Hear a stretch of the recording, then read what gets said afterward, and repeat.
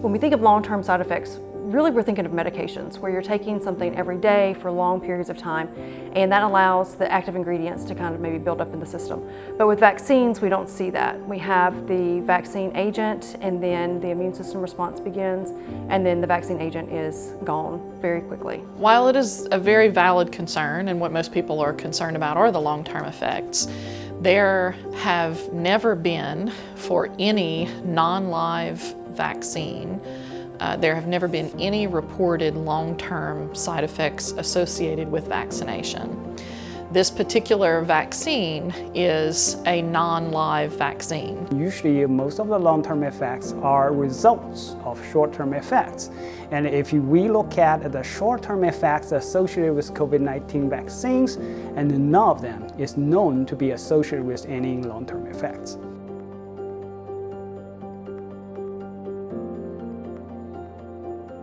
The COVID-19 is one type of something called coronavirus.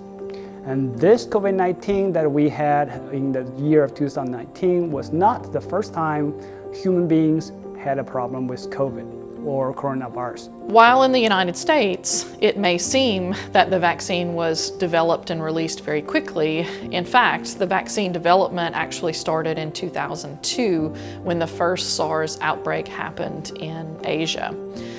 So when that outbreak began, scientists realized that there was a high probability that a SARS or coronavirus would eventually lead to a worldwide pandemic, as it has in 2019.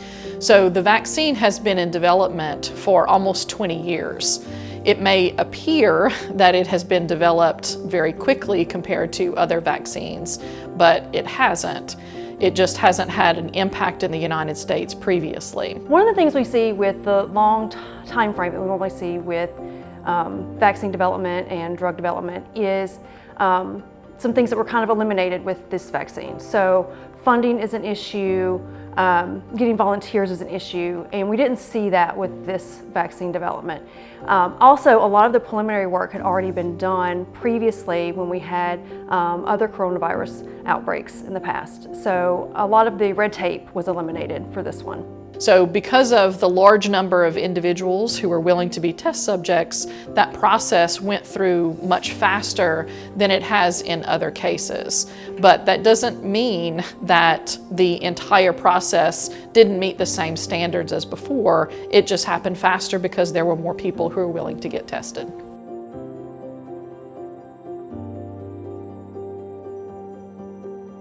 One of the things we see in biology is mutation, and that's just a natural part of evolution and life. And while viruses are not alive, they do still mutate, just like bacteria mutate. And so the more something replicates, the more chances it has of mutations occurring. And those mutations are what are leading to what we're calling the variants. Genetic diversity is the fundamental basis for any species to exist and survive on Earth, including human beings, including rabbits, including cabbages, and of course, including virus species.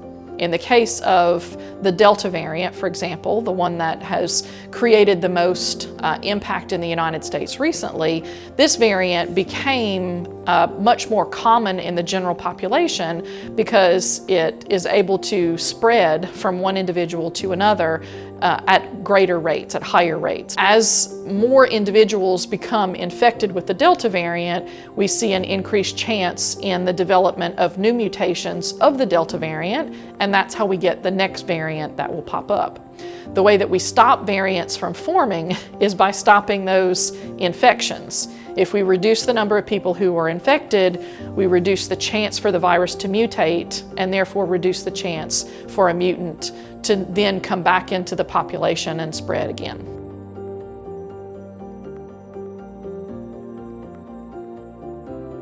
The purpose of vaccination is to try to prevent infection. Of course, in science, we refer to that as a prophylactic measure, pro meaning before. So prophylactic measures like vaccinations are not perfect. There aren't very many vaccinations that are 100% effective. Some are more effective than others, but none of them are perfect. If we look, for example, at the Pfizer and Moderna vaccines, that we can just roughly say that's about a 90% effective rate in terms of its prophylactic capabilities. That 90% effective rate means that 90% of the time an infected individual is going to be protected from, or a vaccinated individual is going to be protected from infection in an exposure. In other words, 9 out of 10 times that a vaccinated person is exposed to the coronavirus, they won't get infected and won't get sick. But there's always that one chance, that 1 out of 10 chance that a vaccinated person could be infected. There's no vaccine that has a 100% efficacy rate, so there are still going to be some breakthrough infections. But what we're seeing is that those people who are vaccinated who do get the breakthrough infections are having a much milder disease, and they're recovering much more quickly. So there is benefit to getting vaccinated even if there's not 100% protection. The reason why we're seeing so many vaccinated people still become infected is because our exposure is continual. With the pandemic still at a very high rate right now, the exposure that we're all having each and every day means that on average, if you're getting exposed 10 times a day, then it's likely that even if you're vaccinated, you will get infected.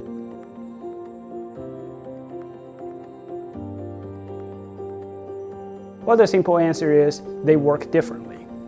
For masks, it's a physical barrier. For vaccines, just like I mentioned earlier, it's a boost on the strength of the defense. It's just like on a Christmas day, if you already got a gift from your mom, where you say no when your dad is trying to give you another gift. The way that we prevent infection through these types of viruses is to try to never come in contact with the virus at all. And if you do come in contact, you have a mechanism to prevent that infection. So wearing a mask is hopefully going to play a role in preventing you from actually being exposed to the virus. Now, that doesn't mean the virus isn't going to be around you, but wearing a mask appropriately over your nose and your mouth is going to prevent the virus from having access to those mucous membranes so it doesn't get into your lungs and your respiratory tract, where you can ultimately develop an infection. The job of the mask is not to filter the virus through the pores of the fabric. Instead, the job of the mask is to capture water droplets that come from your mouth to others as you're speaking, what comes through your mouth or through your nose, but then also to prevent someone that you are speaking to or someone that you come in contact with from having water droplets from their mouth or their nose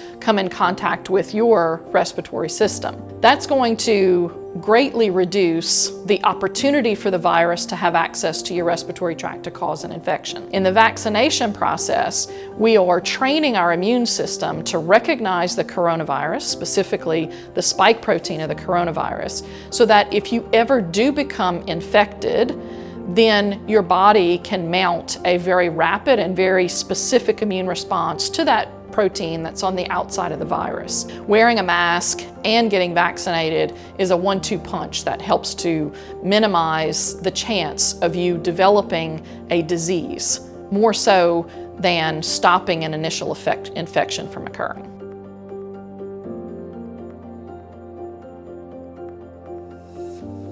As we see more and more people who are vaccinated, of course we're going to see more and more people who are vaccinated being sick, simply because that's a larger population of individuals that we see now in our community. This is something that's going to continue until we reach the process of herd immunity. Having been vaccinated actually reduces the chance of you developing a more severe illness than a person who is not vaccinated. What we're seeing in cases reporting to the CDC is that vaccinated people are much more protected. They're 5 times less likely to get infected, and they're 10 times less likely to be hospitalized and 10 times less likely to die. So there is a lot of protection that comes with the vaccine.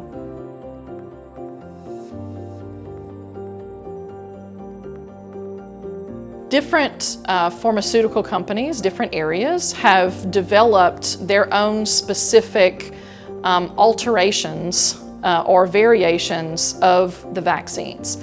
While they are mRNA vaccines, the Pfizer and the Moderna vaccines are both mRNA vaccines, each took a slightly different approach in terms of what was required to provide in a single dose to individuals. For example, the Moderna vaccine has a much higher number of messenger RNA particles in each dose than does the Pfizer vaccine. It's no different than you would say Tony Chachere's and Slap Your Mama is exactly the same in terms of seasoning your food, but we all know that different people have preferences.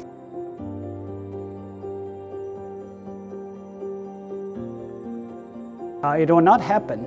And at the same time, if you are worried about RNA affecting the DNA, then we are making a lot of RNAs every single minute. Then are you worried that every single minute our DNA is being attacked or changed or altered? And also, just coming out fresh earlier in this year, there's a paper suggesting that a natural infection of COVID-19 may result in the alteration of our DNA.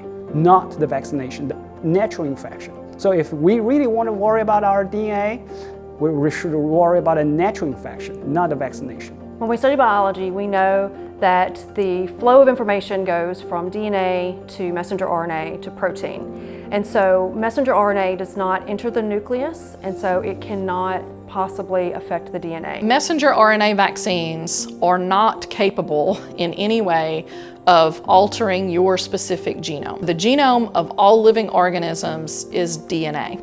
That DNA is typically converted into a messenger RNA form, and then the messenger RNA is then converted into a protein form to carry out some specific function of the cell. These mRNA vaccines have circumvented the need for that first step, and they only provide the mRNA. So it bypasses the need for the first step of converting DNA to RNA. The advantage of that is, one, that the process of making the protein can occur faster, and two, in a matter of 72 hours, all of that messenger RNA has been degraded and destroyed and is no longer going to have an impact on that cell. The impact of the protein that was produced and ultimately the immune response to that protein is what provides the lasting effect on the vaccinated individual.